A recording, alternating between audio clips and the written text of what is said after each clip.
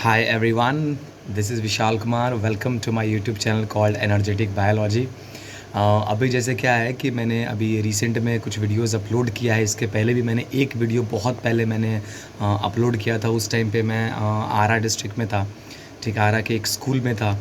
तो अभी जैसे क्या है कि जितने छोटे छोटे बच्चे हैं, हमारे टाइम पे, पहले के टाइम पे होता था कि once you are in standard 11th and 12th, उसी टाइम पे आपसे मतलब पूछा जाता था कि रियल में आप क्या करना चाहते हो। लेकिन अभी जो बच्चे क्लास 6 में हैं, क्लास 7 में, इवन की क्लास 3-4 में ही हैं, उसी टाइम से उनका माइंडसेट रहता है कि मुझे पापा इंजीनियर बनना है, मुझे डॉक्टर बनना, अपने पेरेंट्स को बताते हैं, अपनी मॉम को बताते हैं, ठीक है, मुझे पायलट बनना है, मुझे एक्टर बनना है। तो अभी जो कि इतना एडवांसमेंट आ चुका है, इतना एडवांस टेक्नोलॉजीज़ आ चुकी हैं, बच्चों का ब्रेन वैसे ही डेवलप हो रहा है, वैसे ही बूस्टअप हो रहा है माय फ्रेंड्स। तो यहाँ पे क्या है कि इस वीडियो, ये वाला जो वीडियो है, ये उन बच्चों के लिए है जो कि अभी जूनियर लेवल पे हैं स्कूल में। जूनियर लेवल कहने का मतलब ये है कि अभी वो स्टैंडर्ड 6 में है, स्टैंडर्ड 7 में है, 8, 9, 10th में। 11-12th का मैं बात नहीं कर रहा, 11-12th का वीडियो मैं अलग से बनाऊंगा, लेकिन ये वीडियो सिर्फ जो क्लास 6 से क्लास 10 तक के हैं उनके लिए है बेटा। तो इसमें क्या है कि जो बच्चे क्लास 6 में हैं, क्लास 7 में हैं, क्लास 8 में हैं, क्लास 9th में है, फिर क्लास 10th में है, उनको अगर जो रियल में चाहिए कि उनको अगर जो रियल में नीट क्रैक करना है, तो नीट क्रैक करने का सबसे पहला क्राइटेरिया ये होता है कि आप क्लास 12th के अपीयरिंग में होने चाहिए। मतलब कि या तो आप 12th पास आउट होने चाहिए, नहीं तो 12th अपीयरिंग होने चाहिए, ठीक है। तो वो एक एलिजिबिलिटी स्टैंडर्ड होता है और मिनिमम 55% स्कोर आपका बेटा होना चाहिए, ठीक है, बोर्ड के एग्ज़ाम में, ठीक है। अब देखिए यहाँ पे जैसे बच्चों ने क्वेश्चन पूछा है कि sir how can I prepare my self, right. मैं सेल्फ स्टडी से, मैं अभी से ही, जो बच्चे क्लास 6 में हैं, जो बच्चे क्लास 7, 8 में हैं, जूनियर लेवल पे हैं, वो अगर जो मेडिकल एंट्रेंस एग्ज़ाम को क्वालिफाई करना चाहते हैं, वो चाहते हैं रियली कि मुझे वाइट ब्लेज़र मिले, मुझे स्टेथोस्कोप मिले, ठीक है, मैं पेशेंट को देखूं, वो फील करूं कि ऐसा है मैं डॉक्टर, राइट। तो उसके लिए उनको नीट एग्ज़ाम, जो कि एक नेशनल लेवल का कॉम्पिटिटिव एग्ज़ाम होता है, वो उनको क्रैक करना होता है। और उसको क्रैक करना इतनी आसान नहीं होती है। उसको क्रैक करने के लिए आपका फ़िज़िक्स, आपका केमिस्ट्री, आपके बायोलॉजी, ये तीन के तीनों सब्जेक्ट बहुत ही अच्छा होना चाहिए और बहुत ही स्मार्ट स्ट्रैटेजी के साथ ही आप इसको क्रैक कर पाते हो। Now here I am going to speak about कि ये तो मैंने बेसिक से एक फंडामेंटल बताया अबाउट द नीट एग्ज़ाम। अब जो बच्चे स्टैंडर्ड 6 में हैं, स्टैंडर्ड 7 में हैं, पहले जितने जो बच्चे हैं उनको मैं क्लासीफाई करूँगा, ठीक है। पहले जो क्लास 6 में बच्चे हैं, क्लास 7 में बच्चे हैं, बस ये दो स्टैंडर्ड के लिए है। जो बच्चे क्लास 6 और क्लास 7 में हैं, पूरा का पूरा फोकस अपना एक सब्जेक्ट, अगर जो उनको मेडिकल फील्ड में जाना है, फ्रेंकली स्पीकिंग, अगर जो उनको मेडिकल फील्ड में जाना है, तो अपना साइंस को, जो भी एनसीईआरटी की बुक है उनकी साइंस की, एनसीईआरटी हो चाहे उसका रेफरेंस हो, उसमें वो मास्टर होने चाहिए। आपको साइंस अच्छा नहीं लगता है पढ़ना, साइंस पसंद नहीं है, तो प्लीज़ आप ये ड्रीम छोड़ देना कि आप ये डॉक्टर बनोगे। आप वो ड्रीम उसको रहने देना बेटा, ठीक है। लेकिन अगर जो आपको साइंस अच्छा लगता है, अगर जो आपको साइंस पसंद है, और साइंस में भी फिज़िक्स भी पसंद है, केमिस्ट्री भी पसंद है, और अधिक से अधिक बायो भी पसंद है, क्योंकि फिज़िक्स, केमिस्ट्री और बायोलॉजी का बात करें तो नीट के एग्ज़ाम में आपका अधिकतर क्वेश्चन बायो से आता है, ठीक है। जिसमें से 180 क्वेश्चंस इसमें टोटल होते हैं। मैंने बताया था आज के मॉर्निंग वीडियोस में कि 180 क्वेश्चंस उसमें होते हैं, जिसमें से अकेले 90 क्वेश्चन सिर्फ बायोलॉजी से होता है। अकेले 90 क्वेश्चन सिर्फ बायो से होता है, और जो 90 क्वेश्चन होता है उसमें 45 क्वेश्चन आपका फिज़िक्स और 45 क्वेश्चन आपका chemistry, right. So this is very important news for you that if you really want to become a doctor, चाहते हो कि डॉक्टर बनने के बाद ऐसा वाइट शर्ट या फिर वाइट जो ब्लेज़र होता है, ठीक है, मैं उसको यूज़ करूँ, हॉस्पिटल्स में जाऊँ, लोग मुझे रिस्पेक्ट करें, ठीक है। और वो तो बात की बात है, उसका तो मैं बात ही नहीं कर रहा। मेरा बात सिंपल सा ये है बेटा कि आप चाहते हो कि ये सारा कुछ हो, नीट क्रैक हो जाए क्लास 12th के बाद ही, जस्ट मुझे ड्रॉप ना लेना पड़े। So what you have to do, you have to very confident regarding the science subject। Science में आपका फिज़िक्स, केमिस्ट्री, बायोलॉजी 0 लेवल से आपका स्ट्रॉन्ग होना चाहिए। अभी मैंने क्या बोला, क्लास 6 और क्लास 6 और क्लास 7, ये दो स्टैंडर्ड जो हैं, ये दो स्टैंडर्ड के जितने बच्चे डॉक्टर बनना चाहते हैं, वो कान खोल के सुन लेंगे, आपका बेटा साइंस स्ट्रॉन्ग होना चाहिए। साइंस एक बार आपका मजबूत हो गया तो ये समझो कि पूरा MBBS जो नीट क्वालिफाई करने के बाद से जिस कोर्स में हम लोग अपने आप को इनरोल करते हैं उसको बोलते हैं MBBS, which is called bachelor of medicine and bachelor of surgery, right. तो MBBS का पूरा साइंस बेटा सोल है। आपके MBBS में जैसे भी क्वेश्चंस आते हैं ना, तो आपके साइंस से ही क्वेश्चंस को उठा के पूछा जाता है। तो बेसिक आपका वीक होगा तो आगे जाके जैसे ही 11th-12th में आपको बायो का बुक मिलेगा, फिजिक्स की बुक मिलेगी, ठीक है, केमिस्ट्री की बुक मिलेगी, you can't handle all these multiple stuff, right. जितने मल्टीपल स्टफ्स हैं एक साथ में आप हैंडल नहीं कर पाओगे। अभी क्लास 6 क्लास 7 में हो तो अभी से उस तरह का प्रेशर, अभी का उस तरह का जो टेंशन होता है, प्रेशर होता है सब्जेक्ट्स का, उसको मेंटेन करना बेटा स्टार्ट कर दो। आपको ये नहीं समझना है कि मैं जब जाऊंगा 11th-12th में, चाहे मैं जब 12th में रहूँगा फिर मैं तैयारी करूँगा, वहाँ पे फंस जाओगे। फ्रेंकली स्पीकिंग वहाँ इरिटेट हो जाओगे, वहाँ फंस जाओगे। क्लास 6-7th में हो तो वहीं से ही अपना माइंडसेट ऐसे बना के रखो कि now I am pursuing MBBS, मैं डॉक्टर अभी हूँ, बस मुझे एक एग्ज़ाम देना है। उस एग्ज़ाम देने के बाद से मुझे एक लाइसेंस मिल जाएगा कि हाँ मैं डॉक्टर हूँ। अभी भी मैं डॉक्टर हूँ, बट मैं अभी मुझे लाइसेंस नहीं मिला है। लाइसेंस मिलने के लिए बस मुझे नीट का एग्ज़ाम देना पड़ेगा, ठीक है। तो अभी आपको ऐसा माइंडसेट बना के चलना होगा तो ही आपका साइंस A to Z अच्छे से बेटा कंप्लीट हो पाएगा। साइंस NCERT का मैं बात करूँ, क्लास 6 और 7 साइंस NCERT का जो फर्स्ट पेज आपका बेटा स्टार्ट हो रहा है, NCERT का जो फर्स्ट पेज आपका स्टार्ट हो रहा है, फर्स्ट पेज से लेके लास्ट पेज तक जितने अल्फ़ाबेट्स हैं, आई रिपीट अगेन, साइंस में क्लास 6 और क्लास 7 में जितने भी आपके अल्फ़ाबेट्स हैं, from first page to the last page, you have to mug up all the information. सारा का सारा एक्सपेरिमेंट जो उसमें बूझो पहेली का स्टोरी होता है, हर एक चीज़, right. It's all about the thinking process, right. Science आपका अच्छा है इसका मतलब कि लॉजिकल थिंकिंग है आप में, एबिलिटी है बेटा, डॉक्टर बन सकते हो, राइट। तो वही चीज़ मैं कह रहा हूँ कि साइंस NCERT का बहुत अच्छा होना चाहिए, ठीक है। NCERT को छोड़कर ओलंपियाड्स वगैरह के एग्ज़ाम्स होते हैं, राइट। ओलंपियाड्स के एग्ज़ाम्स होते हैं, बहुत सारे ऐसे एग्ज़ाम्स होते हैं जो कि बहुत सारे इंस्टीट्यूट्स लेते हैं, वो स्कूल्स में आते हैं, क्वेश्चंस पेपर देते हैं। थोड़ा सा साइड इन्फॉर्मेशन भी, being a smart person, being a smart student of a NEET aspirants, आपको थोड़ा सा स्मार्टली जो बाकी बच्चे करते हैं उसको ना करके आपको थोड़ा सा स्मार्टली अपने आप को समय देना पड़ेगा। Apart from the school syllabus, apart from the coaching syllabus, थोड़ा सा इंटरनेट पे गूगल, थोड़ा सा रिसर्च करना सेल के बारे में, ठीक है, डिस्कवरी ऑफ सेल के बारे में, ह्यूमन बीइंग के बारे में, ह्यूमन बींग्स के इवोल्यूशंस के, थोड़ा सा जब तक अंदर से क्यूरियोसिटी नहीं आएगा बेटा, आपसे नीट नहीं होगा, ठीक है। NCERT को छोड़कर जैसे क्लास 7 में या क्लास 6 में जाएं तो क्लास 6 में एक चैप्टर है सोर्स ऑफ फूड। तो मैं भी एक फैकल्टी हूँ, तो मुझे अगर जो ये पढ़ाना हो कि सोर्स ऑफ फूड क्या होता है, तो मैं सबसे पहले स्टार्ट करूँगा कि फूड होता क्या है। सोर्स तो बाद में आएगा, फूड आ कहाँ से रहा है वो तो चीज़ें बाद में आती है ना बेटा, पहले फूड होता क्या है, फूड और हमारे बीच का क्या रिलेशनशिप है, जो बेसिक जो स्टैंडर्ड्स होते हैं।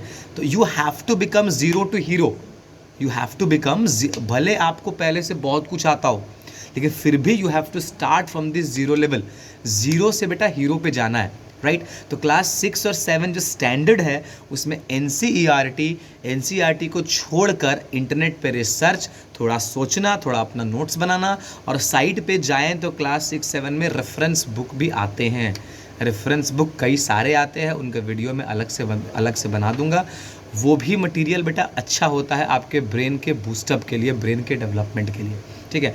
तो 6-7 को ये mindset, first you think that if you in standard 6 और 7, आपको ये सोचना पड़ेगा कि मैं डॉक्टर हूँ। फर्स्ट थिंग फर्स्ट, आप MBBS आप डॉक्टर हो, बस आपको लाइसेंस नहीं मिला है, बस आपको बेटा लाइसेंस नहीं मिला है। अभी 7 में हो, 8 में जाओगे, 9th में जाओगे, 10th में जाओगे, 11th में जाओगे, 12th में जाओगे। जब 12th में रहोगे उसके बाद से नीट का एग्ज़ाम दोगे, एग्ज़ाम जैसे ही क्रैक हो गया आपको लाइसेंस मिल जाएगा। बस आपको ये माइंडसेट के साथ चलना है कि you are a doctor. Because होता क्या है कि बहुत कुछ हम लोग सोचते हैं, बहुत कुछ समझते हैं 6 महीना बाद हम लोग का प्लान हो जाता है चेंज। सर हमको डॉक्टर नहीं बनना है, हमको तो आईएएस ऑफिसर बनना है। सर हमको आईएएस नहीं बनना है, सर हमको आईएफएस बनना है। तो हर 6 महीने पे हम लोग का जो ड्रीम होता है ना बेटा, वो चेंज होते रहता है। सो यहाँ पे you have to stick to a particular dream.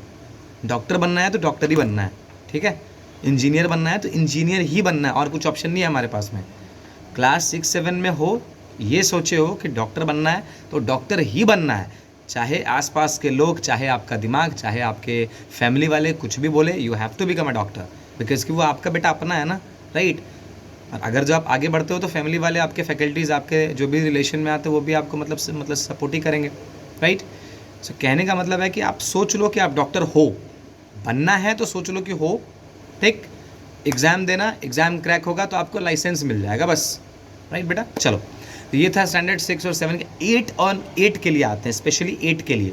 8 जो होता है वो ना ही जूनियर में आता है ना ही सीनियर में आता है। जो बच्चे 8 में होते हैं ना, वो ना ही जूनियर में आते हैं ना ही सीनियर में आते हैं, वो बीच बीच में आते हैं बेटा।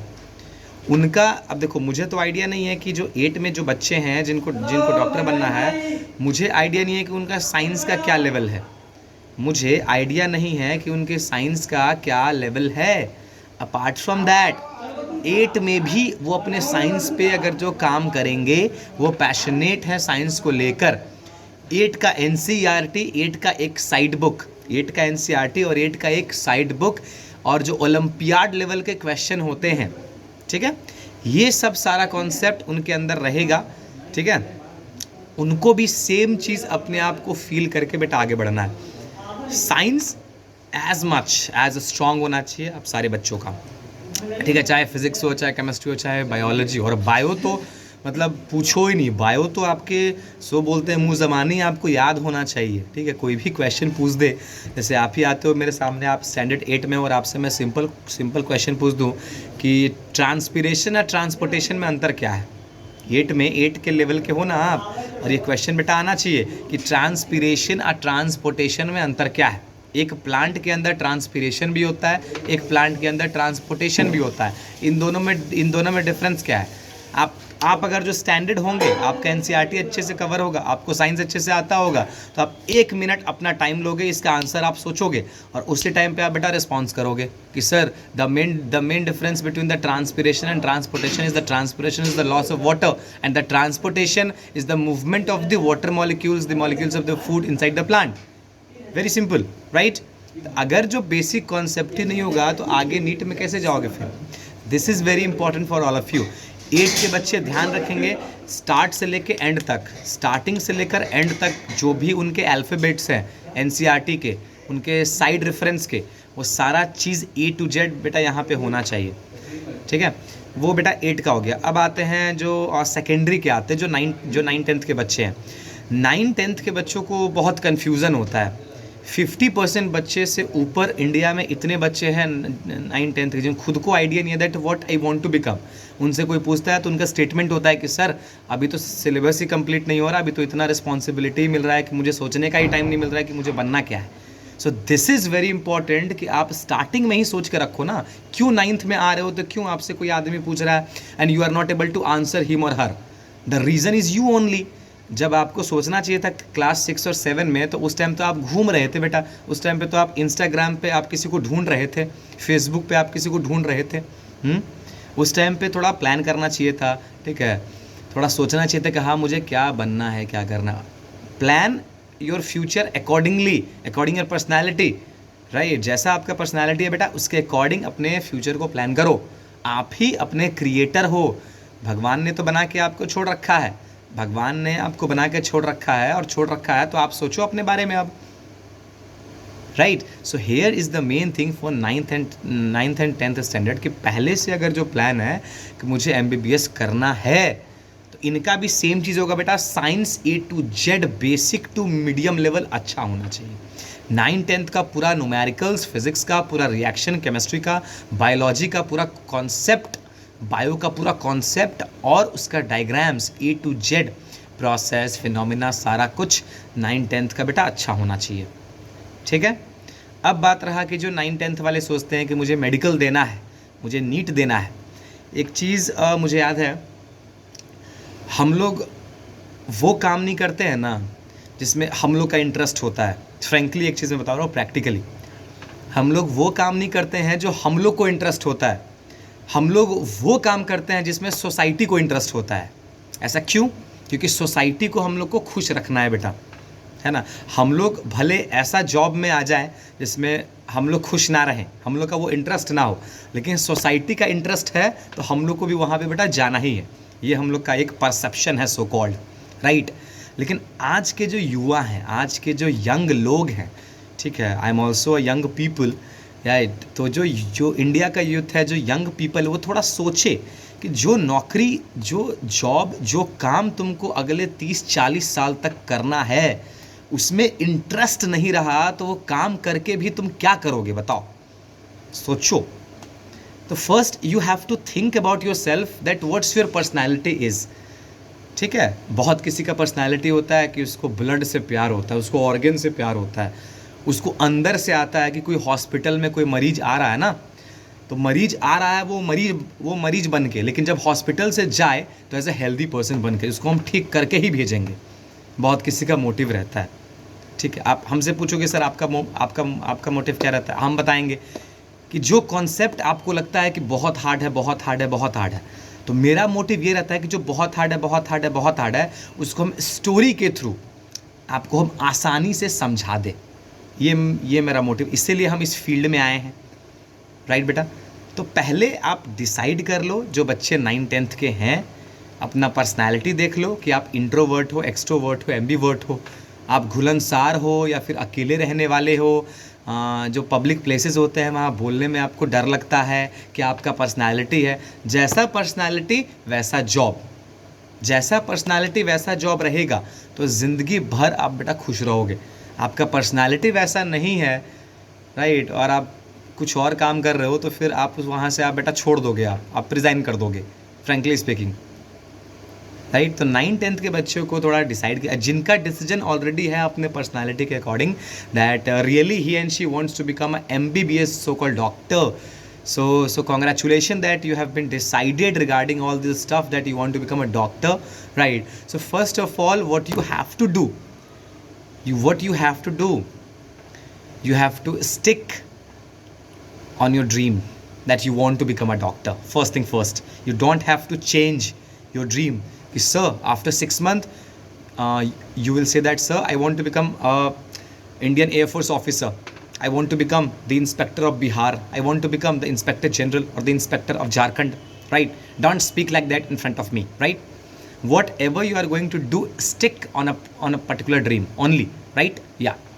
So the thing is that जो 9th-10th के बच्चे हैं वो थोड़ा सा एक ही ड्रीम पे बेटा रहें और NCERT को अच्छे से पढ़ें। NTA का नीट का सिलेबस, फिर से अब देखो यहाँ से मेन पॉइंट आ रहा है, जो 9th-10th के बच्चे हैं, नीट का पूरा सिलेबस अभी जो करेंटली है उसका हार्ड कॉपी निकालें, जहाँ पे उनका स्टडी होता है, जिस भी टेबल के पास जहाँ भी वो बैठ के स्टडी कर रहे हैं, जैसे हम यहाँ बैठ के स्टडी कर रहे हैं तो मेरे सामने एक वॉल है, तो वॉल पे पूरा का पूरा NTA का नीट का सिलेबस हम उसको अटैच कर दें, और जब भी यहाँ बैठे तो मेरा ध्यान रहेगा उस चीज़ पे कि मेरा ड्रीम कुछ और नहीं है, मेरा ड्रीम है नीट क्वालिफाई करना, और ये सारे टॉपिक्स हैं जो कि मेरे लिए हर्डल्स बनेंगे, राइट। तो इसको मुझे ब्रेक करना होगा, right. So this is very important. So जो 9th-10th के बच्चे हैं उनको थोड़ा सा एडवांस काम करना पड़ेगा। 9th-10th का पूरा नोट्स NCERT का, रेफरेंस बुक का, ठीक है, थोड़ा सा डेप्थ में अंडरस्टैंडिंग, थोड़ा सा थिंकिंग, और मोस्ट इम्पॉर्टेंट है, मैं 9th-10th का अगर जो बात करूँ तो 9th-10th के लिए सबसे बढ़िया आप देखिएगा, ये NCERT की एक बुक है, ये उल्टा विजिबल होगा, ये उल्टा ही विजिबल होगा, ठीक है। NCERT की ये बुक है, NCERT की रेफरेंस बुक है, और ये MTG इसके हैं पब्लिशर, MTG। तो MTG NCERT at your finger tips, जिसमें कि क्या होता है, chapter wise study friendly synopsis होते हैं with quick and the easy revisions, ठीक है। इसमें आपको जो भी NCERT के जो चैप्टर्स हैं उसका आपको क्विक रिवीजन होगा हर चैप्टर से, इवन कि चैप्टर के अंदर जो मल्टीपल टॉपिक्स होते हैं उससे भी आपको अच्छे खासे क्वेश्चंस देखने मिल जाएंगे। NCERT पढ़ लो, एक रेफरेंस बुक पढ़ लो, और इसको बेटा प्रैक्टिस कर जाओ, बस ये 9th के लिए है। 10th का बात करें तो जो 10th क्लास के लिए बेटा ये आता है, ये 10th क्लास के लिए आता है। Science NCERT at your finger tips, ठीक है। Question extracted from each line of the NCERT book. जितने एनसीईआरटी की बिटवीन द लाइंस होती हैं उनसे इन्होंने क्वेश्चंस को लिया हुआ है बेटा। तो 9 10th का एनसीईआरटी एक रेफरेंस बुक और NCERT at your finger tips MTG का आता है, उसको आप देख लो। आपका 9 10th बेटा स्ट्रांग हो गया। 9 10th वाले बच्चे भी ध्यान देंगे, आपको सोच के रखना है कि you are a doctor, you are a doctor, right बेटा। 11 12th का में क्या होगा, मैं अगले वीडियो में आप लोग को मैं अपना इन्फॉर्मेशन मैं दूंगा, मैं साझा करूंगा। लेकिन अभी आज का वीडियो सिर्फ क्लास 6 टू क्लास 10th के लिए था कि how you become doctor, how, what's the process of it. The first process तो बेटा एक ही चीज़ आता है कि आप यहाँ से पहले अलर्ट हो जाओ, यहाँ से रेडी हो जाओ। यहाँ से अलर्ट हो गए, यहाँ से रेडी हो गए, उसके बाद आता है एनसीईआरटी। एनसीईआरटी का हर एक अल्फ़ाबेट्स का आपका मुँह ज़बानी बेटा याद होना चाहिए। हम क्वेश्चन पूछे नहीं, चलो हम अभी एक क्वेश्चन पूछते हैं, ये क्लास 6 से क्लास 10 तक के सारे बच्चों के लिए है और वो मुझे कमेंट सेक्शन में इसका आंसर देंगे। What is the scientific name, what is the scientific name of yeast, what is the scientific name of yeast, ये फर्स्ट क्वेश्चन है। सेकेंड क्वेश्चन ये है कि all fungus are multicellular organism except, all fungus are multicellular organism. जितने fungi होते हैं, fungus होते हैं, वो सारे होते हैं मल्टी सेलुलर ऑर्गेनिज्म, बस एक को छोड़कर। ये 2 क्वेश्चन का आंसर मुझे कमेंट सेक्शन में चाहिए बेटा, तो आप रिसर्च करो, आप बताओ कि इसका बेटा क्या आंसर होगा। ऑलरेडी एनसीईआरटीज़ में है, आपके 9th में है, 10th में, 8 में भी है बेटा, 8 में भी है ये, ठीक है। सो ये था क्लास 6 टू क्लास 10th के लिए पूरा का पूरा इन्फॉर्मेशन। और इसमें आपको बेसिक टू एडवांस बेटा जाना होगा, ये हल्के में नहीं लेना। बहुत सारे बच्चे होते क्या है ना कि चीज़ों को बड़ा हल्के में ले लेते हैं, तो जो चीज़ों को हल्के में लेता है उनका सिलेक्शन नहीं हो पाता है, ठीक है, उनका सिलेक्शन हो नहीं पाता है। उसकी वजह से आप थोड़ा सा अपने आप को हल्के में नहीं लेना बेटा, ठीक है, क्योंकि क्वेश्चन है, question act like a enemy, आपका दुश्मन है बेटा, and you have to become a short head. आपको उसको सर पे गोली मारना है। सर पे गोली मारने का मतलब समझते हो, एक क्वेश्चन है 4 ऑप्शन है, ज़्यादा सोचना नहीं है। सर पे गोली मारने का मतलब कि सर पे मैंने गोली मारा, कहानी ख़त्म। It means what, it means कि एक आंसर पे मैंने टिक मारा और वो आंसर 100% अप्रोप्रिएट होना चाहिए बेटा, 100% सही होना चाहिए। 0.1% का भी कन्फ्यूज़न है तो आपका प्रिपरेशन अच्छा नहीं है, फ्रेंकली स्पीकिंग, ठीक है। एनसीईआरटी पूरा मगअप है आपका, इतना सारा प्रैक्टिस है, 0.1% का भी कन्फ्यूज़न एक क्वेश्चन में आपका रह जा रहा है तो क्या आपने प्रैक्टिस किया है। एक्ट लाइक अ मशीन, कोई इमोशंस नहीं है प्रिपरेशंस में, कोई बेटा इमोशंस नहीं होता है। आप क्लास 6 में हो, क्लास 7 में हो, कोई 8 में हो या 9 10th में हो, you have to become emotionless आपको बेटा बनना पड़ेगा, ठीक है, राइट। हाँ, तो ये सारी चीज़ें हैं, ये सारा इन्फॉर्मेशन है। मैं जो मैंने 2 क्वेश्चन पूछा था मैं उसी को फिर से मैं रिपीट कर रहा हूँ।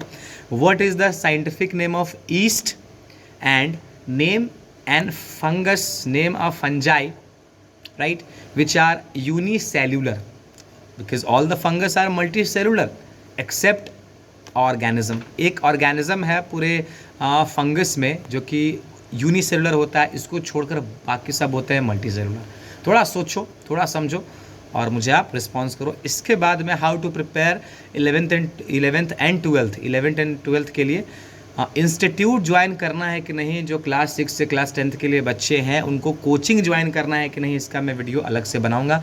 अभी जो वीडियो मैं अपलोड कर रहा हूँ सिर्फ और सिर्फ बेसिक चीज़ें हैं जो कि आपको फर्स्ट डे से, जिस दिन आपने ये डिसाइड किया कि आपको MBBS एनी हाउ चाहिए, एनी हाउ, मैं बार बार वर्ड यूज़ करता हूँ एनी हाउ, मतलब कि कोई एक्सक्यूज़ नहीं बेटा। आपका तबीयत ठीक नहीं है, आपके घर में कोई इशू हो गया है, वो घर का बात है, आप ठीक हो ना, आपके बॉडी के ऑर्गन्स तो ठीक से काम कर रहे हैं ना बेटा, तो आप इमोशनलेस बन जाओ, फ्रेंकली स्पीकिंग। तब तक बन जाओ जब तक कि आपका फर्स्ट टारगेट कंप्लीट नहीं होता है, राइट। तो इसमें क्या है कि और बाकी आपको अपने आप को हल्के में लेना है तो आप हल्के में ले सकते हो, फिर कोई दिक्कत नहीं। आज आप अपने आप को हल्के में लो तो अगले दिन, अगले समय जो टाइम होगा ना वो आपको हल्के में लेगा। 1 रुपये के लिए फिर तरसोगे, राइट बेटा। हाँ, तो इस चीज़ को याद रखना, ठीक है। चलिए, तो ये सारा इन्फॉर्मेशन था जो कि मोस्ट इम्पॉर्टेंट था। और कैसा वीडियो आप लोग चाहते हैं जो 6 से 10 तक के लिए हैं, किस टॉपिक पे चाहते हैं। एक चीज़ मुझे और बताना था, मुझे यहाँ पे अनाउंस करना था, लेकिन उसको अभी रहने देते हैं, अभी उसको अनाउंस नहीं करेंगे बेटा, उसको बाद में अनाउंस करेंगे जब वो चीज़ हो जाएगा तब, क्योंकि अभी फालतू में अभी स्टार्टिंग में मैं अनाउंस कर दूँ वो चीज़ हो ना, तो फिर वो प्रॉब्लमेटिक हो जाएगा, ठीक है। तो अभी मैं उसको नहीं बोलूँगा। तो जो 6 से 10 तक के बच्चे हैं वो एनसीईआरटी साइंस स्ट्रॉन्ग करें any how, first of all अपने आप पे बिलीफ रखिए, साइंस स्ट्रॉन्ग करें, आप डॉक्टर हो बेटा। 11-12 का जो वीडियो होगा, how you can prepare for the NEET examinations, I will upload this video, I will upload that kind of video as well, ठीक है। मैं भी उसको अपलोड कर, बट अभी नहीं, उसको मैं बाद में करूँगा 1-2 दिन के बाद से, ठीक है। अभी तो होली का वैकेशन चल रहा है, होली का छुट्टी चल रहा है, लेकिन ये आप पे डिपेंड करता है कि आप होली को कैसे सेलिब्रेट करते हो। होली पे आप होली खेल के सेलिब्रेट करके टाइम वेस्ट करते हो, या फिर होली पे अपने पर्सनैलिटी पे काम करते हो, होली पे अपने स्टडीज़ पे काम करते हो। ये बेटा आपका डिसीजन है, आपका कॉल है। चलो, थैंक यू वेरी मच।